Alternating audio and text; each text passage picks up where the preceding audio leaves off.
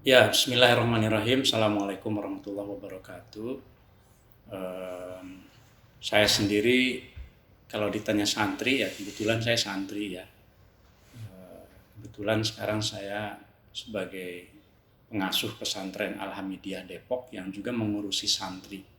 Mengasuh santri ada sekira 600-an santri lah ya di pesantren Al-Hamidiyah. Jadi santri itu tentu bisa dimaknai macam-macam. Tapi yang paling penting ia adalah seorang pembelajar. Ia seorang yang terus mencari ilmu, mencari kebenaran. Dan kalau dalam konteks Nusantara sesungguhnya santri itu kata santri itu tidak hanya melekat pada Muslim sebetulnya di awalnya dulunya ya.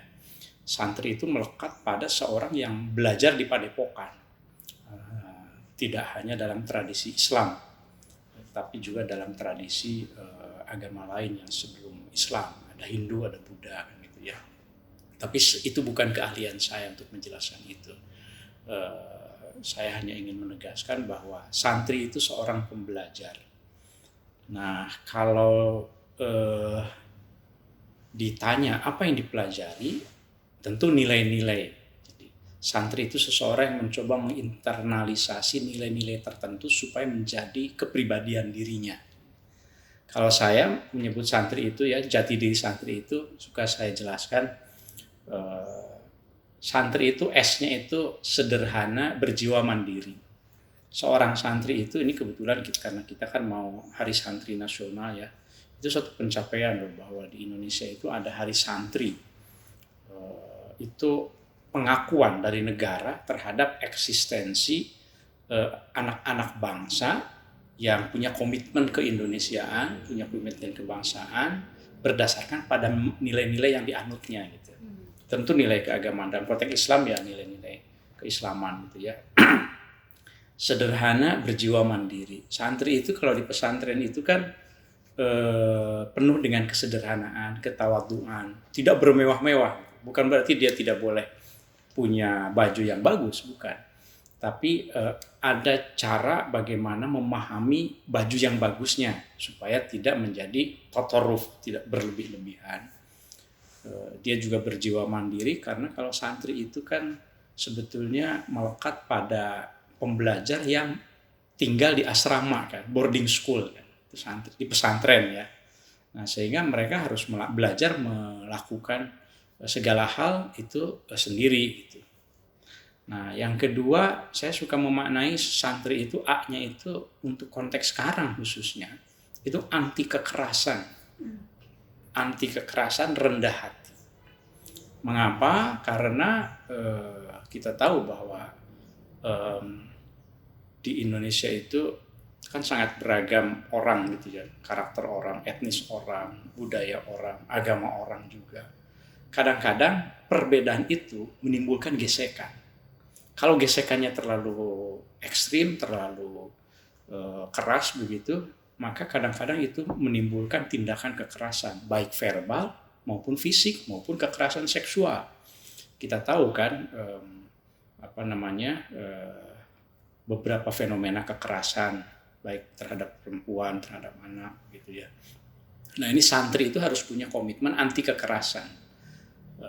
Kebetulan Kementerian Agama juga baru mengeluarkan PMA ya, Peraturan Menteri Agama nomor 73 ya kalau tidak salah ya, tahun 2022 tentang pencegahan dan penanganan kekerasan seksual termasuk di pesantren, madrasah di Indonesia secara keseluruhan gitu ya.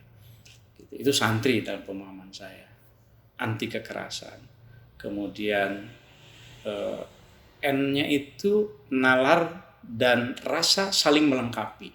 Santri itu harus menggunakan akalnya untuk menjadi seorang yang cerdas, tapi juga menggunakan rasa ketika berhadapan dengan orang, menyikapi sesuatu itu harus bisa bersikap bijak begitu ya, penuh dengan kasih sayang. Kalau di pesantren itu kan santri itu diajarkan untuk yang senior mengayomi yang junior gitu.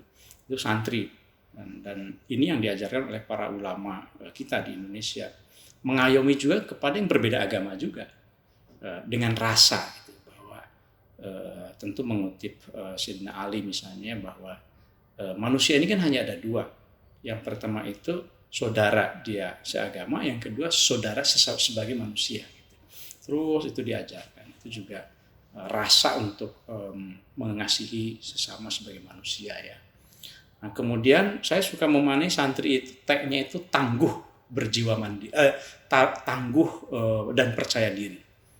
Dulu di Indonesia itu ya, santri itu, khususnya santri yang pesantren tradisional itu sering dianggap kampungan, sarungan gitu ya. Tapi sebetulnya setelah kita memahami sejarahnya, bagaimana di hari santri itu kan ada resolusi jihad juga kan, yang digaungkan oleh Hadratus Syekh Haji Hasyim Asy'ari misalnya gitu ya, untuk menggelorakan pentingnya perjuangan mempertahankan kemerdekaan misalnya.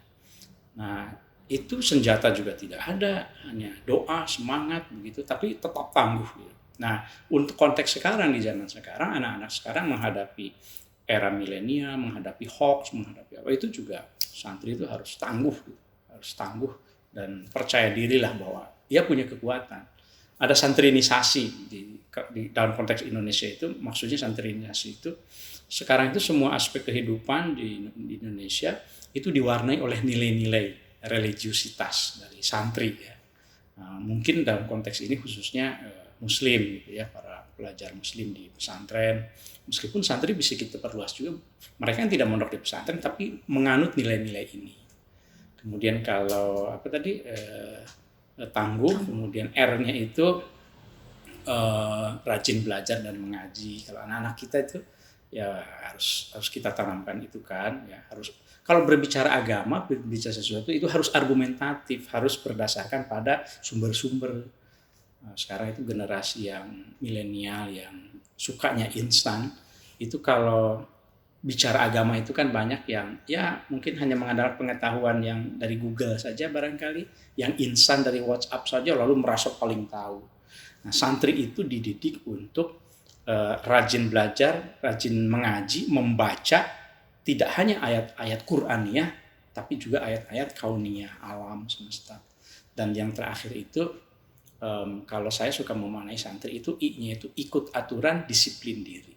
Ini sebetulnya jati diri seseorang sebagai sebuah bangsa, bukan hanya Indonesia kan, bangsa Jepang misalnya, disiplinnya sangat terkenal, bagus, kuat gitu ya. Nah, kita itu juga harus maju. Kita harus maju dengan mencetak anak-anak muda yang disiplin, punya jati diri, dan kalau terhadap sebuah aturan itu ya kita patuhi gitu selama itu sudah menjadi kesepakatan bersama.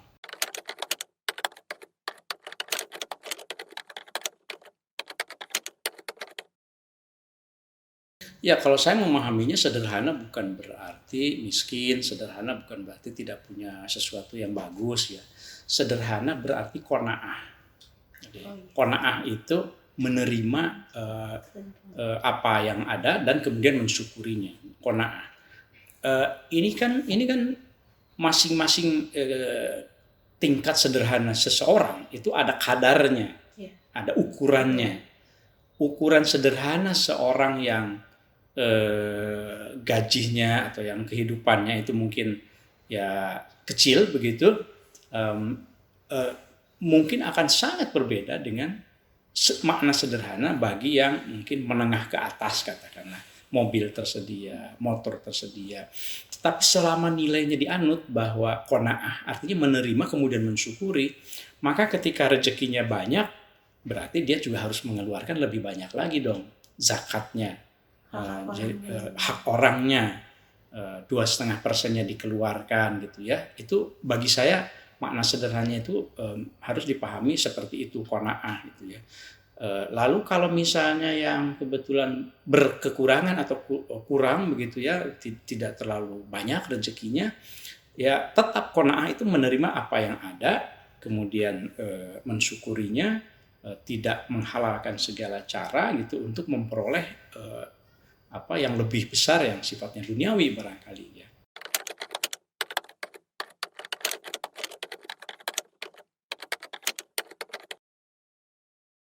Ya, jadi semangat santrinisasi yang saya maksud itu adalah bahwa kan nilai santri itu kan nilai keagamaan, nilai religiusitas ya.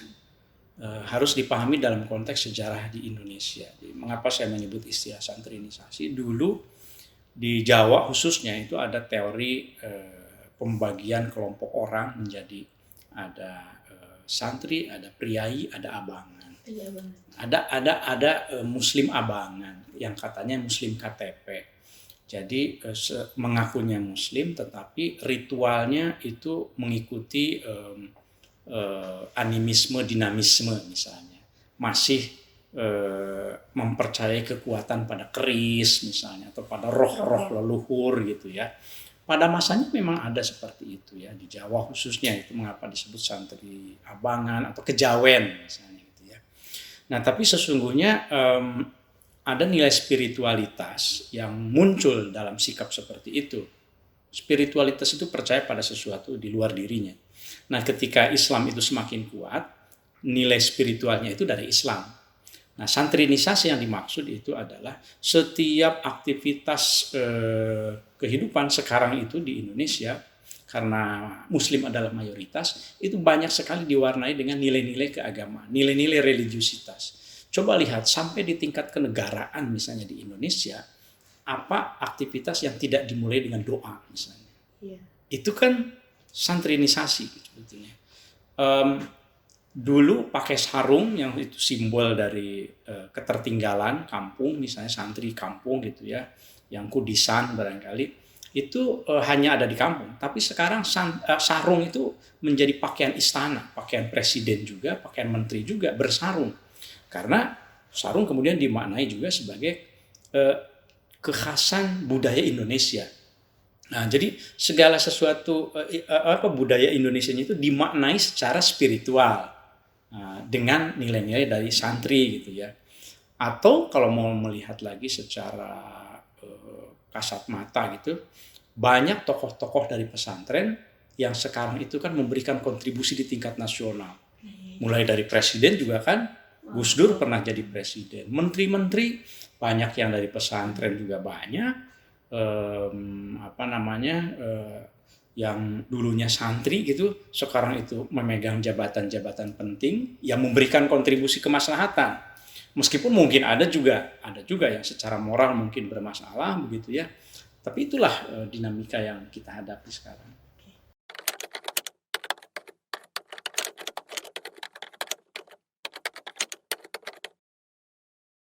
Ya, kalau kita bicara proyeksi Indonesia Emas 2045 barangkali ya, itu satu mimpi kita ya untuk menjadi bangsa yang kuat. Nah, pertama kita harus memikirkan bahwa yang membedakan Indonesia dengan negara-negara lain itu salah satunya adalah ciri religiusitasnya. Keberagamaan di Indonesia itu khas sekali. Untuk memahami Indonesia, santri-santri harus paham betapa spiritualitas tidak akan pernah bisa hilang dari aktivitas berbangsa dan bernegara ya. Ini ciri khas betul. Misalnya begini, kalau di negara lain mungkin ada yang secara ekstrim memisahkan agama dari negara, ya kan ya. Jadi negara sekuler berarti ya.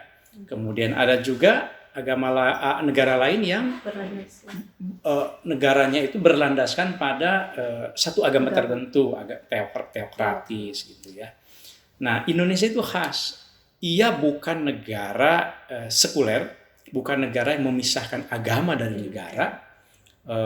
Pada saat yang sama ia juga bukan negara yang berlandaskan pada salah satu agama. Di kita itu undang-undang, peraturan presiden, peraturan menteri sampai ke bawah-bawahnya itu amat sangat dipengaruhi oleh nilai-nilai keagamaan, nilai kemanusiaan, nilai keadilan, nilai kesetaraan, anti kekerasan. Itu kan nilai-nilai yang banyak dilandasi dari agama sebetulnya gitu ya. Sopan santun, adab dan seterusnya itu banyak sekali. Nah, tapi itu tidak menjadi ideologi negara. Karena apa? Karena heterogenitas kita, keragaman bangsa kita yang agamanya macam-macam gitu ya. Mungkin 6 agama itu 6 agama yang mayoritas dipeluk oleh orang Indonesia, tapi kan ada juga agama-agama lokal begitu ya.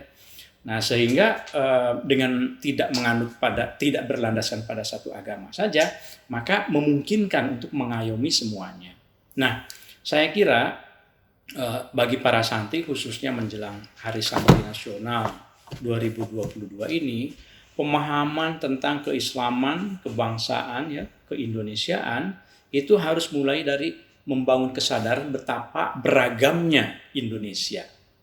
Harus dipahami dari situ. Sehingga yang harus dilakukan adalah bagaimana kita menempatkan diri di tengah keragaman itu. Jangan merasa benar sendiri kemudian yang lain salah dan tidak berhak untuk hidup di Indonesia. Jangan merasa bahwa hanya kita sendiri yang paling berhak untuk menikmati kemakmuran Indonesia, yang lain tidak, misalnya secara ekonomi. Atau dalam hal keagamaan, jangan hanya kita yang merasa paling benar tafsir agamanya, yang lain itu tidak benar. Bagi saya ini penting ya dalam konteks Hari Santri ya, karena dengan era digital yang sekarang, arus informasi demikian deras, kemudian hoax juga sering bertebaran di mana-mana. Itu potensi konflik yang didasarkan pada sentimen agama itu kan sering sekali muncul. Itu. Nah, kalau seandainya santri-santri ini tidak punya wawasan keislaman dan kebangsaan yang luas, maka ya sulit Indonesia untuk mencapai Indonesia emas yang baldatun thayyibatun warabun ghafur kalau di bawah, di grassroots, di akar rumput itu masih berantem gara-gara perbedaan-perbedaan yang ada. Nyatanya perbedaan itu sesuatu yang tidak bisa disangkal kan, ya memang itu anugerah Tuhan gitu.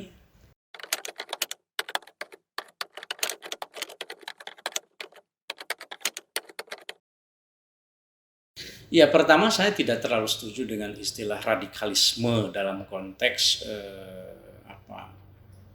keagamaan ya, karena begini, seringkali kurang tepat menempatkan kata radikalisme dalam konteks sikap keberagamaan seseorang. Apa sih dimaksud dengan radikal sebetulnya? Saya seorang filolog ya, jadi sering memulai dari makna kata. Radikal itu, redik itu artinya kan mengakar kan. Redik itu mengakar. Jadi radikal itu adalah cara pandang atau sikap yang memang mengakar gitu. Dalam beragama itu jelas kita harus mengakar kan, mengakar pada Quran, mengakar pada hadis gitu ya. Nah, sehingga kalau dikaitkan dengan fenomena keberagamaan, barangkali yang tepat itu bukan radikalisme, tetapi ekstremisme. Ekstrim itu berlebih-lebihan, tatarruf atau al-ghulu di dalam istilah agamanya gitu. Nah, bagi para santri ya, itu punya peran yang sangat besar untuk menangkal jangan sampai ada muncul cara pandang, sikap, dan praktik beragama yang ekstrim. Berlebih-lebihan. Apapun kalau berlebih-lebihan itu tidak baik. Misalnya, mengapa dermawan itu baik? Karena dermawan itu ada di tengah-tengah di antara kikir dan boros. Nah, dia dermawan ya. Kalau terlalu kikir, menahan uang, tidak mau sedekah sama sekali, kikir dia, maka dia jelek. Kalau dia terlalu menghambur-hamburkan, dia jadi boros. Dermawan itu ya, ada saatnya dia menggunakan untuk dirinya, ada saatnya juga dia berderma gitu ya. Nah, dalam beragama saya kira yang tawassut ini yang penting. Wasatiyah itu kan, wasatiyatul Islam itu kan karena dia tidak ekstrim, tidak berlebih-lebihan gitu ya. Nah, mungkin kita pernah mendengar bahwa beberapa kalangan muda, katakanlah sebagian juga di masjid begitu, ada yang kecenderungan untuk beragamanya berlebih-lebihan, ekstrim misalnya, merasa tafsirnya benar sendiri, yang lain itu kafir misalnya, kemudian merasa bahwa ahli surga dirinya, yang lain itu ahli neraka, hanya gara-gara beda tafsirnya saja gitu ya. Nah, itu saya kira santri sangat berperan untuk bisa menjelaskan hal-hal yang seperti ini. Bagaimana caranya? Ya ngaji tadi itu. Karena sebetulnya kalau santri itu benar-benar mengaji kitab-kitab para ulama dulu, fikih saja kan ada 4 mazhab, ya kan. Kemudian selama itu namanya tafsir agama, kebenarannya itu kalau tafsir itu pasti dia relatif. Karena kebenaran mutlak itu hanya kebenaran Allah kan begitu ya. Ini bedanya pengetahuan Tuhan dengan pengetahuan manusia. Kalau pengetahuan Tuhan itu ya mutlak kebenarannya. Tapi kalau pengetahuan manusia itu ya pasti dia nisbi dia karena berdasarkan tafsir pemikirannya gitu. Bisa jadi beda. Jadi boleh dan tentu kita harus meyakini apa yang kita yakini benar itu, kita harus punya keyakinan, tapi berikan kesempatan kepada orang lain juga untuk mempunyai keyakinan atas tafsirnya. Nah, ini bisa didiseminasikan, disebarkan oleh para santri di masjid-masjid. Ya karena apa? Karena biasanya santri itu katakanlah yang sudah lulus juga gitu ya, itu kan suka mengurus masjid, jadi takmir masjid, mengundang siapa yang ceramah, kemudian menentukan topiknya dan seterusnya. Nah, di masjid ini menjadi sangat sentral sekali saya kira.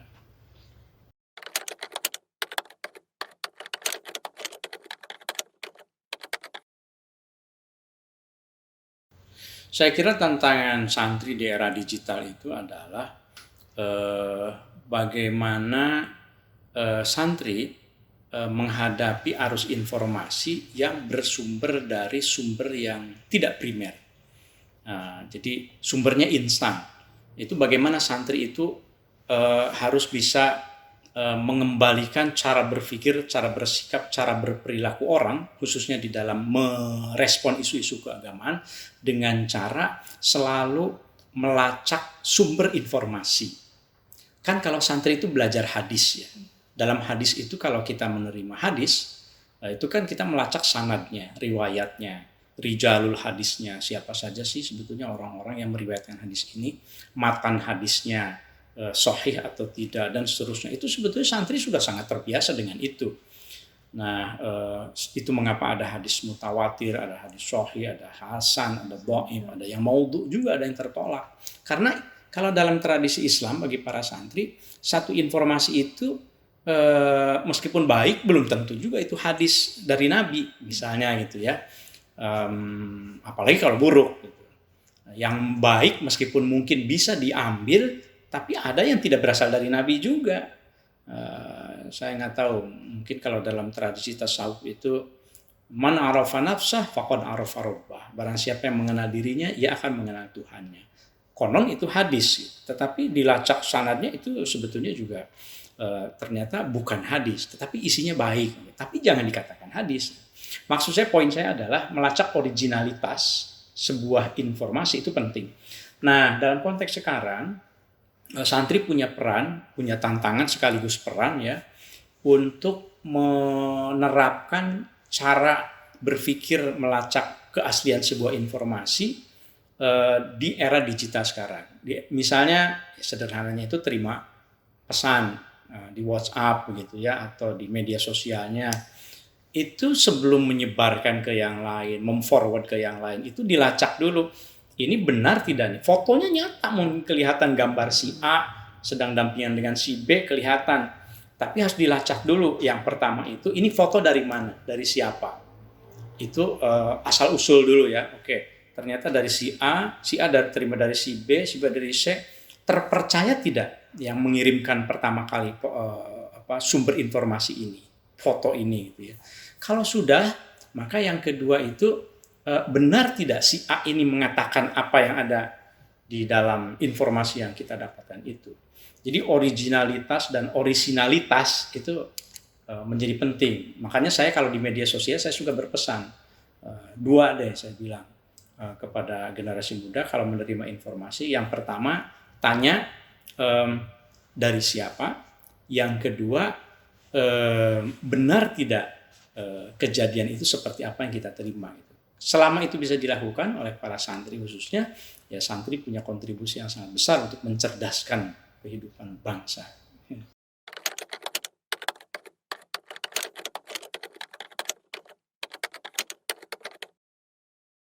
Ya, pertama mungkin saya ingin mencontohkan dari pesantren yang saya asuh saja ya. Pesantren Al-Hamidiyah Depok.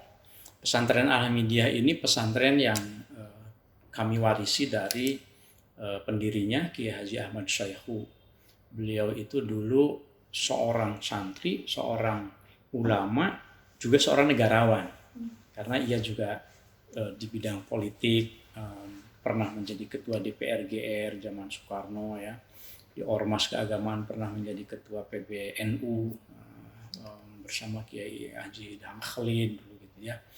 Nah, saya melihat ini pesantren, khususnya pesantren Al-Hamidiyah yang kami asuh, ada di kota, di Jabodetabek, ya di Depok letaknya, sehingga punya tantangan pesantren kita sekarang itu bagaimana bisa mewadahi para santri yang lahir dari para orang tua yang kosmopolit, yang urban, ke kota-kotaan. Kalau dulu itu kalau di kampung kan orang tua itu menyerahkan ke kiainya itu, santrinya itu terserah mau diapain, nggak ditengok, nggak diapa juga terserah aja, mau diajarin apa, mau sedikit dipukul kalau nakal, direndam. Saya dulu waktu santri juga direndam di kolam, itu biasa. Tapi sekarang tidak.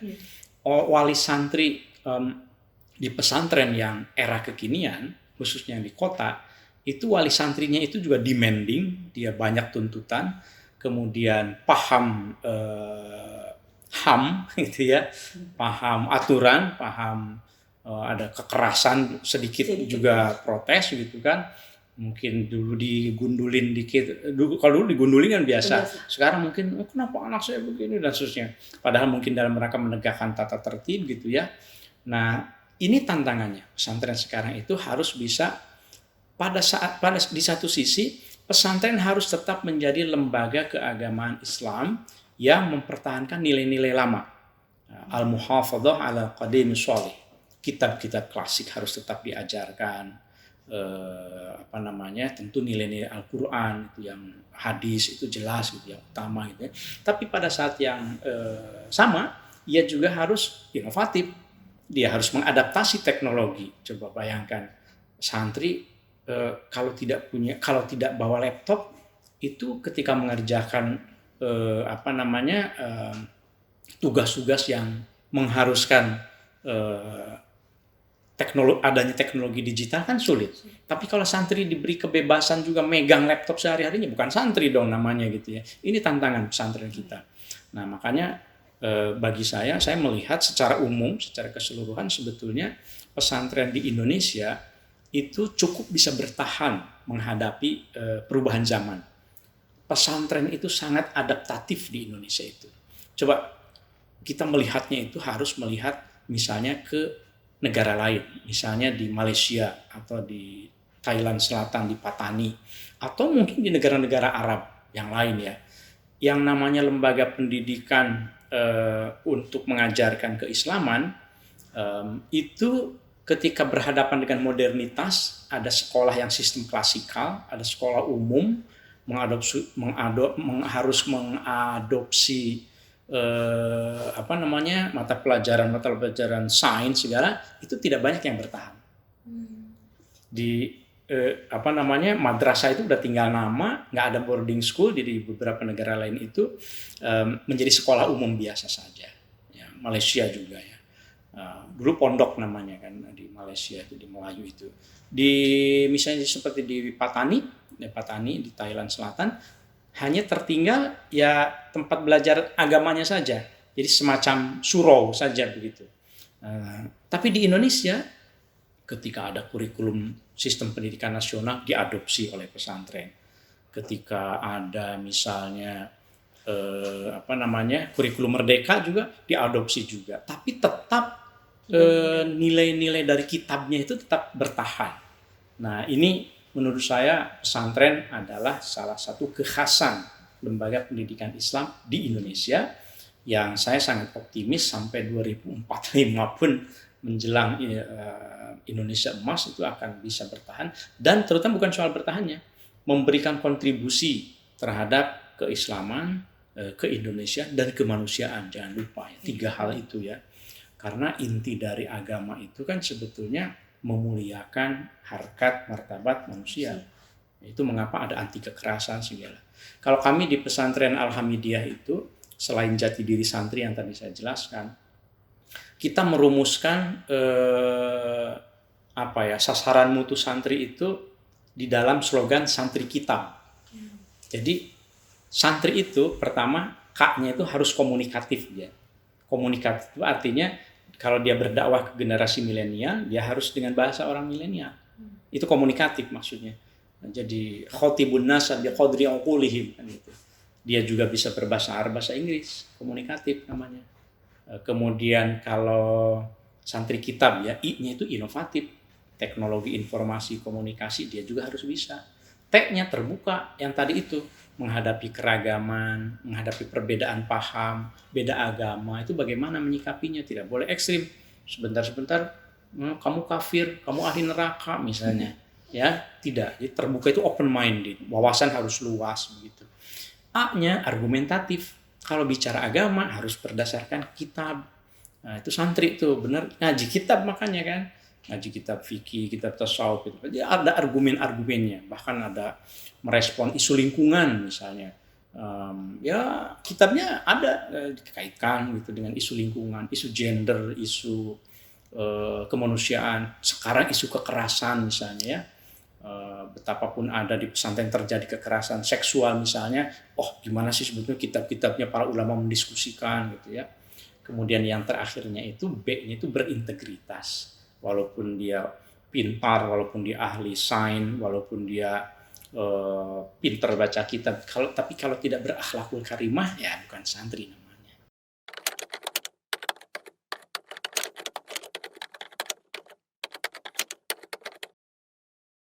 Ya kalau bekal utamanya saya kira niat yang paling penting ya. Kalau mau jadi santri khususnya yang mondok di pesantren, maka harus meluruskan niat dulu. Karena memang untuk orang yang belum terbiasa mondok, hidup, bergaul dengan banyak orang lain, bahkan tinggal di kamar itu bisa dengan 10 orang yang lain, sehari-hari itu tidak mudah gitu. Jadi harus niatnya. Niatnya itu yang paling penting thalabul ilmi tentu saja. Kalau bahasa bebasnya itu memperluas wawasan lah gitu ya.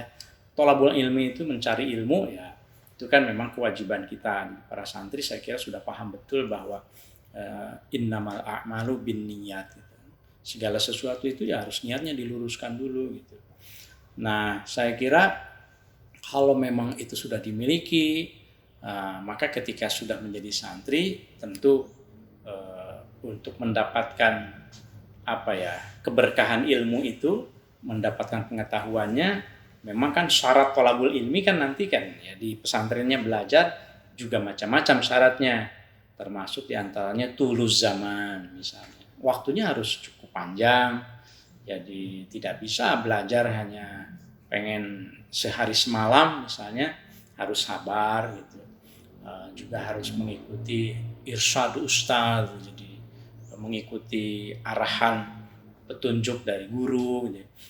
Ini soal sanad ilmu. Saya kira yang penting bagi santri itu, ini kekhasan juga menurut saya ya, bahwa santri itu terbiasa berpengetahuannya itu melalui ilmu yang bersanad. Bersanad itu jelas otoritasnya belajar dari siapa. Ya, santri itu tidak belajar kepada orang antah berantah, kepada Google, tidak. Tetapi ia belajar kepada ustadznya, kepada ustadzahnya, kepada pembinanya, ada kiainya, ada bunyainya yang selalu memberikan bimbingan gitu ya.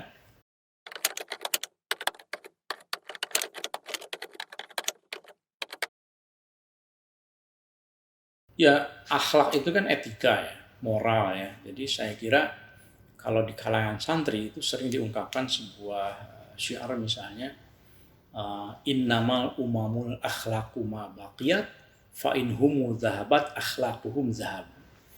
Sesungguhnya sebuah bangsa itu itu berdirinya sebuah bangsa, tegaknya sebuah bangsa, reputasi seseorang juga itu ditentukan oleh akhlaknya. Begitu akhlaknya hilang, tidak berakhlak, maka ia juga akan hancur. Baik secara individu maupun sebagai sebuah komunitas, bahkan sebuah bangsa gitu ya.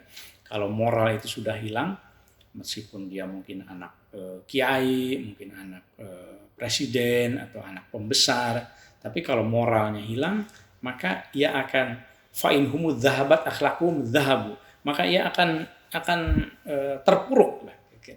Nah, bagi kita sebagai bangsa juga sama ya, tidak korupsi, tidak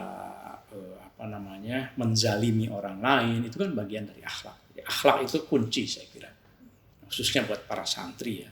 Bahkan kalau di pesantren makan mulai dari diajarkan salim ke guru ya gitu, itu kan bagian dari akhlak sebetulnya. Ta'zim ke guru, ke ustadz, ke ustadzah. Kalau di pesantren salaf, bukan salafi namanya, salaf, ada salaf, ada khalaf gitu. Kalau pesantren salaf itu pesantren yang mengkaji kitab-kitab kuning. Kalau pesantren Asri, pesantren modern biasanya mengutamakan pada manajemen, pada bahasa gitu.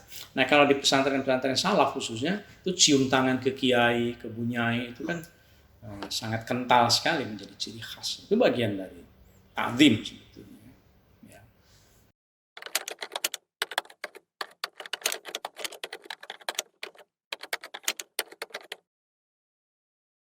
Nah, ini menarik ya, pertanyaannya menarik nih. Pesantren Al-Hamidiyah Depok, apakah dikategorikan sebagai pesantren salaf atau pesantren khalaf, asriyah, modern atau tradisional.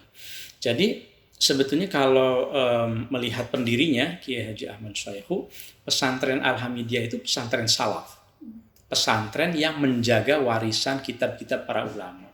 Itu mengapa di pesantren ini saya mengaji kitab Bidayatul Hidayah karangan Imam Al-Ghazali, kemudian kitab Al-Adhkar karangan An-Nawawi, Tabarukan gitu ya. Pada saat yang sama kami juga menekankan mengaji kitab-kitab karangan ulama Nusantara juga. Jadi tidak hanya ulama Arab. Misalnya ketika ngaji Bidayah, kita ngaji juga Muraqil Ubudiyah karangan Syekh Nawawi, Al-Jawi, Al-Bantani, At-Tanari ya. Karena ulama kita, atau kitab-kitab Kiai Khalil Bangkalan juga kita kumpulkan, Madura, kemudian Adabul Alim wal Muta'alim juga karangan Kiai Haji Hasyim Asy'ari juga kita ajarkan kepada santri. Nah, itu dari segi salafiyahnya maksud saya ya, salaf kita bisa. Tapi karena ini di kota pesantren Al-Hamidiyah ini, maka kita mencoba mengadaptasi. Ternyata harapan para orang tua ketika memasukkan anaknya menjadi santri pesantren di Al-Hamidiyah khususnya, itu mereka tidak seperti waktu di kampung, pokoknya asal bisa baca kitab Safinah misalnya, kitab tidak. Mereka ini nanti anak saya pengen bisa lulus ke Eropa misalnya, atau bisa lulus ke Al-Azhar. Oh, berarti bahasa Arab harus bagus, bahasa Inggris harus bagus. Maka kita mengadopsi sistem pesantren asri, sistem modern. Kalau seperti Gontor, Darun Najah itu kan memang menekankan bahasa ya, kelihatan, tapi kitab salafnya kan tidak ya. Nah, kalau di Al-Hamidiyah dua-duanya. Nah, makanya ada tadi itu santri kitab, K-nya itu komunikatif. Kami sekarang mendatangkan native Arab, Arabic native dari Syria, Dr. Ghazwan Kanbar namanya. Dia seorang Syria, dia tinggal di Jerman, selama 1 bulan itu menemani santri bercakap-cakap dalam bahasa Arab.